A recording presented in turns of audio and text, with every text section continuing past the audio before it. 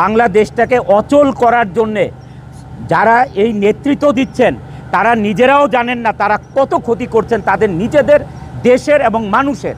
জুলাই অভ্যুত্থানে সরকার পতনের পর সবচেয়ে বেশি প্রভাব পড়েছে শিল্প খাতে। গ্যাস সংকট ও বিভিন্ন জটিলতার কারণে বন্ধ হয়ে গেছে একের পর এক কলকারখানা। অবশেষে দেশের চলমান পরিস্থিতি নিয়ে মুখ খুললেন অনন্ত জলিল। তিনি বলেন, পোশাক কারখানায় অস্থিতিশীল পরিবেশ সৃষ্টির জন্য দায়ী শ্রমিক নেতারা। এছাড়াও তিনি আরও বলেন, ইতিমধ্যে 240টা গ্রুপ অফ ইন্ডাস্ট্রি বন্ধ হয়ে গেছে। এতে বেকারত্ব বহন করছে কয়েক লক্ষাধিক শ্রমিক।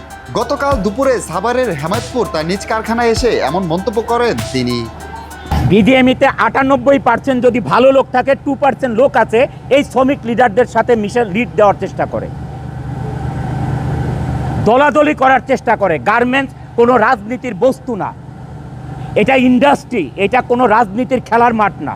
বাংলাদেশটাকে অচল করার জন্যে যারা এই নেতৃত্ব দিচ্ছেন তারা নিজেরাও জানেন না তারা কত ক্ষতি করছেন তাদের নিজেদের দেশের এবং মানুষের। আর এই যে শ্রমিক ভাই বোনেরা তাদের কথায় আনন্দ করে ফ্যাক্টরি ভাঙচুর করতেছে, অগ্নিসংযোগ করতেছে, কয়দিন পরে তারা কি খাবে তারা নিজেরাও জানে না। 240টা গ্রুপ অফ কোম্পানি ইন্ডাস্ট্রি বন্ধ করে চলে গেছেন। লক্ষ লক্ষ লোক বেকার হয়ে গেছেন। এই লক্ষ লক্ষ লোক বেকার হওয়াতে বাংলাদেশে এখন আপনাদের ছিনতাই বেড়ে গেছে, সন্ত্রাসী বেড়ে গেছে।